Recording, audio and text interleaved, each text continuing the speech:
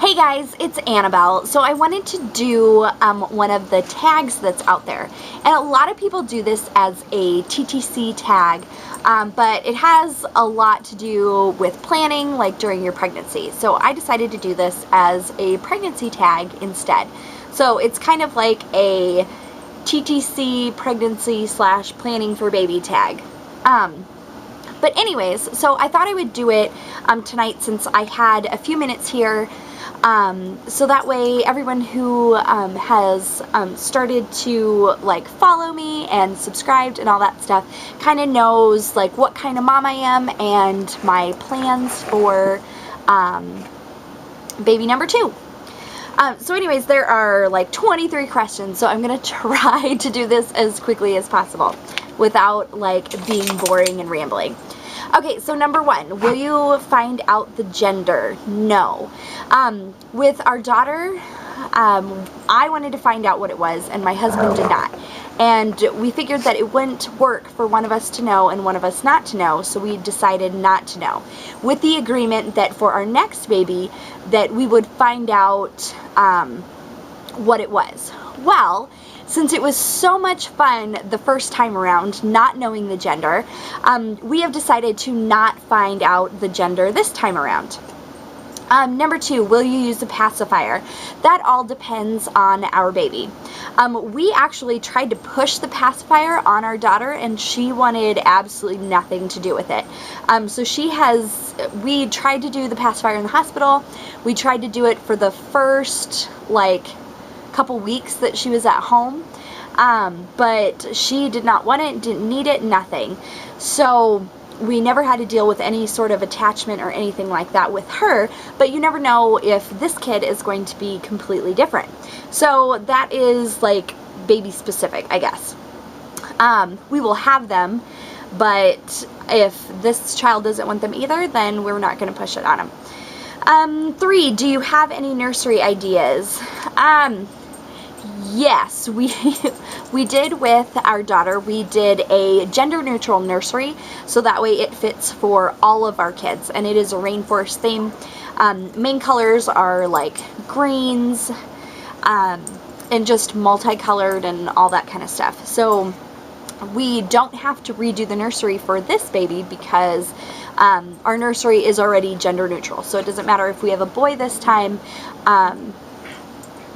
as opposed to a girl or whatever. We don't have to change anything. Hey, be nice. My dogs are fighting. We don't have to change anything because we did everything gender neutral.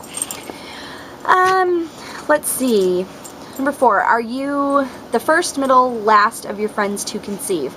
It kind of depends on our age group of friends. We have lots of different age groups, I guess you would say. I have a lot of friends that are younger than me, and so that would be the first of those friends to have a baby. I have a lot of friends that are my age, and I am most of the first, kind of first and middle, I guess you would say, in that age group of friends. And for our older friends, of course, we are,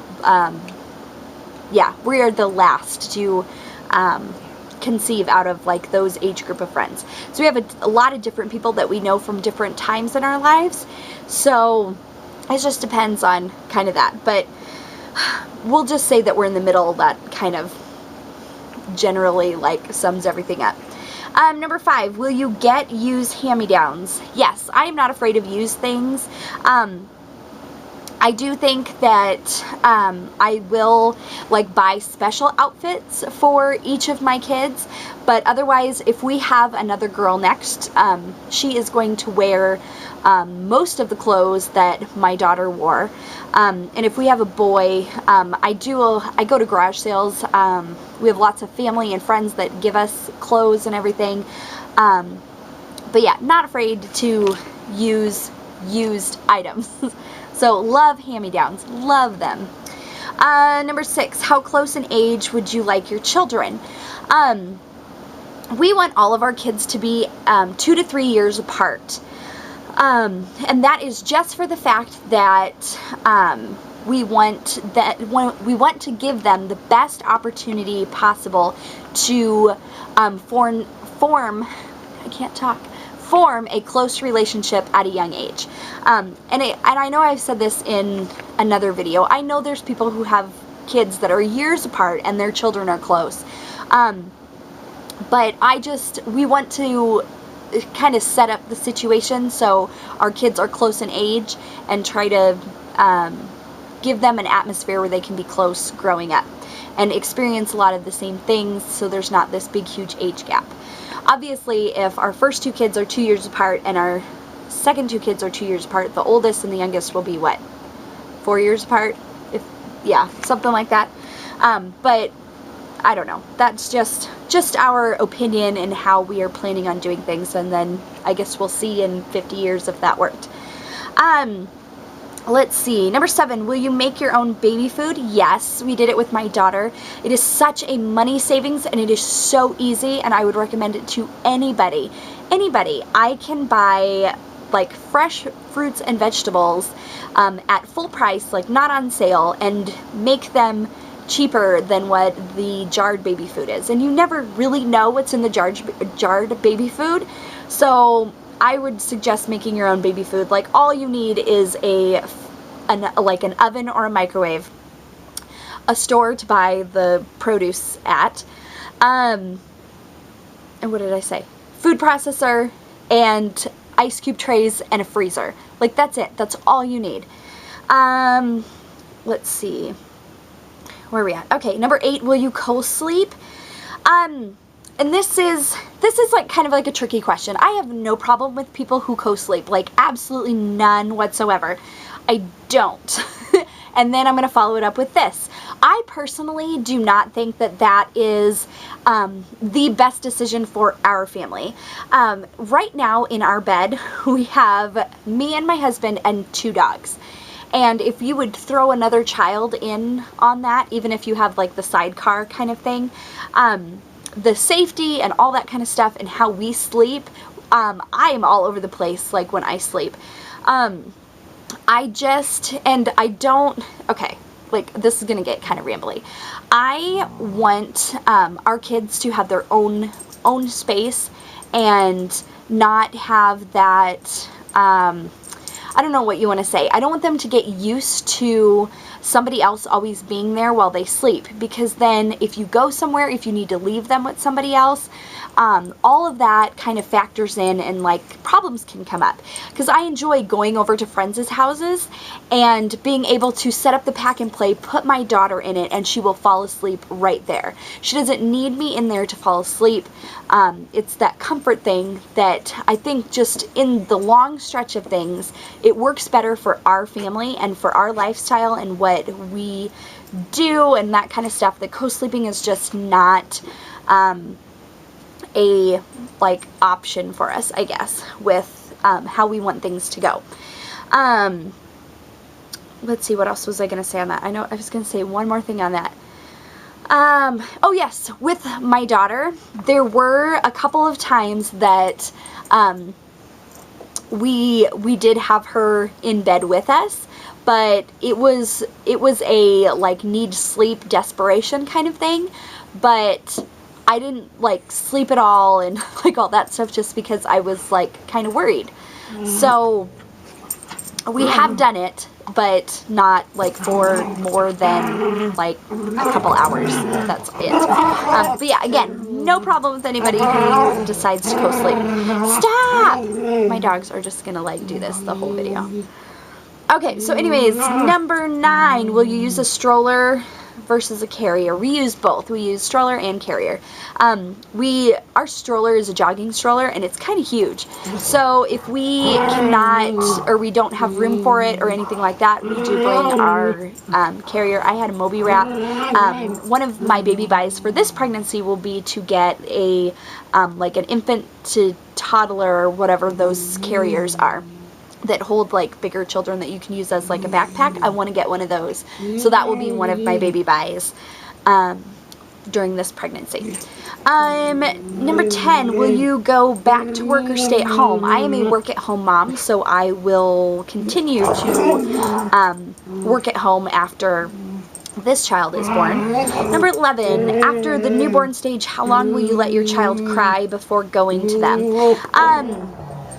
I think that this is a question that is also child specific. My daughter, we do not, if she she doesn't cry in the middle of the night, but she will like kind of whimper a little bit and kind of switch positions and go back to a comfortable place, or finding a comfortable place, or maybe she doesn't know where her blanket is, so she'll be kind of like until she finds it, and then she is fine. The only times that we get up with our daughter is if she does the I need you scream, and getting to know that scream took just a little bit. Once you hear it, like, you know what it is and you can respond to it. But if it's just a couple whimpers and stuff like that, we do not go in to see what she's doing or anything. I think that video baby monitors help a lot in sleep training, because you can actually see them and see what they're doing and see if they actually need your help or if they're just trying to get comfortable again. And I think that is a lot of the reason why my daughter has slept through the night since she was 4 weeks old. I've done so much research on sleep training and all of that kind of stuff, and again, every baby is different. You never know if this child is going to be like our daughter and just sleep beautifully. But yeah, so it just depends on the child. If our next child is very like needy, then it's obviously going to be, we will be in there like to serve the needs, or whatever you want to say. I don't even know how to say it right. But my daughter does not need us to comfort her in the middle of the night, because she finds her own comfort and goes right back to sleep, which is awesome. Let's see, number 12, how often will you bathe your child? This is, I don't know, some people are really passionate about this. We only, like, when my daughter was a newborn, we only bathed her like once a week. And of course we did like the sponge baths or whatever until her umbilical cord fell off. But everything that I've read, there's no need for it more than once a week when they're little. Right now we do 2 to 3 times a week, depending on what she's been doing. In the wintertime, we were still, this last winter, we were still only doing the once a week because we weren't outside, we weren't getting dirty, we weren't getting sweaty, like all that kind of stuff. Now, she was still younger. Now, this summer, we're out at the park, we're getting dirty, we're getting sweaty, we're getting hot, we have sunscreen on, like, just all this mix of stuff that needs to be washed off. So I would say at a minimum we're doing 2 to 3 times a week with her right now. So the next child will probably do the same thing. It just depends on the season, what we're doing, kind of things like that. But as for newborns, once a week is what we're gonna stick to. Let's see, number 13, will you do extended rear facing car seat? No, I don't think so. With our daughter, she got tired of being rear facing at like, I don't know, like 11 months-ish. And she met the height and weight requirements for our forward facing car seat. And lots of people are very passionate about this as well. But as for extended rear facing, no, we are not going to. We're going to stick to at about a year, and whenever they reach the height and weight and whatever, because my daughter is very tall and she is big for her age, and so she kind of met those requirements like sooner, I guess. I don't think that you should go by age necessarily. I think that you should go by your own child stuff, because I have, one of my friends has a 14-month-old, and she is not even the size that my daughter was at 9 months old. Like, it is just crazy how different in, like, size they are. Like, you would never know that she was 14 months old. It's crazy. Well, as compared to my daughter, I guess, because she was just gigantic. Let's see. 14. Okay, will you breastfeed? If so, for how long? With this child, yes, we are going to breastfeed. With my daughter, It started off not knowing if I was going to breastfeed or not. I got a breast pump, all that stuff turned out to be an awesome decision. We are definitely going to do that with our next child. The length of time really is dependent on me and the baby. With my daughter, I quit pumping at 5 months, and she had breast milk until she was 10 months old, I do believe. And then we just had to do formula thereafter. But how long just depends on my supply, my like stress, like how much I'm producing, like all that kind of stuff. Sometimes you don't have a choice. Sometimes you dry up and don't have a choice of how long. But we are going to breastfeed as long as we can. I don't necessarily know if that would go on for much more than a year. Don't know. Not there yet, so don't really know. But that is just the plan. 15. Will you introduce... Oh, when will you introduce solids/baby food? My doctor recommends anywhere for like the first starting like 5 to 6 months. So then again, we will, it's kind of baby specific again. So it just depends on when your child's ready, where they are at physically and developmentally and all that kind of stuff. But we started my daughter, let's see, we started her on cereal like around, like 4 months, and then like 6 months for sure we did it, like started to establish it a lot. But yeah, it just depends on this baby and how they want to do it. 16, boy or girl first. We thought we were having a boy because everybody told us we were having a boy first. I kind of like the idea of having a boy first, but now that we did have our daughter first, I kind of think it's kind of silly to think that only a boy can be like the leader of a group of siblings and like that whole kind of view. I don't think that it really matters. My husband definitely wants a boy now since we had a girl first, just so we can have the one of each, but I don't care. I just want a happy, healthy baby and all that kind of stuff. 17, names, not saying. 18, how many kids do you want? I want 4 and my husband wants 2. So we are probably going to compromise on 3, which is completely fine with me. 19, will you homeschool? I'm not going to homeschool as in like kindergarten plus, but I do believe in schooling at home, if that makes sense. But I'm not going to have my kids' education be done 100% at home. I think that whether private or public, educational systems are very important for social and etc., etc., etc. I'm not even going to get into it.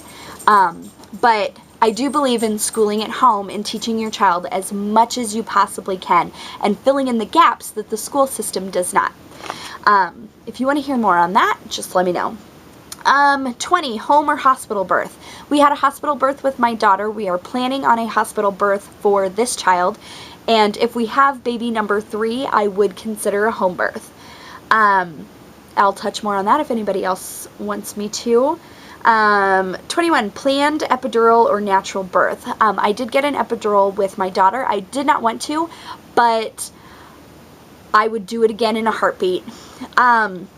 This time around, we are going to try to do all natural, like no drugs, no nothing. But I am not one that is completely against it or for it or either way. I think that if you want it / need it, that you should do it. It's everyone's choice. This time we're going to try to do it all on our own and like no drugs, no nothing, all natural. Whoop. But if it doesn't happen, then it doesn't happen. But if I can do it all naturally this time, I am very interested in doing a home birth for our next baby. If I know I can do it, then I will be 100% for home birth. If I can't, then our baby number 3 will probably be in a hospital as well. Let's see, 22, will you drink while pregnant? The occasional glass of wine. No, I don't think it's worth the risk. Just any type of risk. I know there's studies, I'm not stupid, I know there's studies out there that says that you can even have like 1 glass a day or 2 glasses a day or something with absolutely no effects, but I don't think it's worth it. Like, even just to have the occasional glass of wine, like what is that occasional glass of wine gonna do for you? Like, I don't know, I guess I have a different opinion about drinking and its purpose and all of that kind of stuff. I don't know, that probably made me sound really bad. But drinking while pregnant, no, just don't do it. 23, last question. Okay, so will you cloth diaper or use disposables? We cloth diapered our daughter and we plan on cloth diapering this child. We did use disposables for the first month after my daughter was born because she was small, and plus I read a bunch of stuff about newborns and cloth diapers, which now I'm reading that it really doesn't matter, that you can cloth diaper a newborn. But we are probably going to we're not going to mess with the whole buying newborn cloth diapers. We are probably going to use disposables until this child fits into our cloth diapers, which is like at 8 pounds, I think. And my daughter reached that relatively quickly after she was born. We finished up the disposables and started her in her cloth diapers. And we've been cloth diapering ever since, and it is amazing. Another thing with the making your own baby food is not as hard as what you think, and if you put in the time, which means putting them in the washer, washing them, and putting them in the dryer, taking them out, and like doing all that stuff, if you have that time, it is no harder, absolutely no harder than using disposables, and I would recommend it to anybody, absolutely anybody. We have spent, well, now we have spent a little bit, let's see, it's about, oh, what was it? We've spent like $850 on cloth diapers, and all of our diapers are in great condition that we can use them for our next child. So I know a lot of people are like, oh my gosh, $850, like that's crazy, but we can use them for our next child, and my daughter is like getting potty trained right now, and it's awesome. So she's going to be out of them before our next child comes, so we're going to be able to use the exact same diapers for our next child. So in my mind, it is so worth the time. Every once in a while you wish you did disposables when you get a big huge like poo, but everything else, like, it's just awesome. But anyways, so if you have any questions, comments, concerns, disagreements, agreements, all that kind of stuff, leave them below. I just wanted to give you all some more information about myself, so that way you guys can get to know me a little bit better. But yeah, anyways, you have a fabulous evening, and we will talk soon. Bye, guys.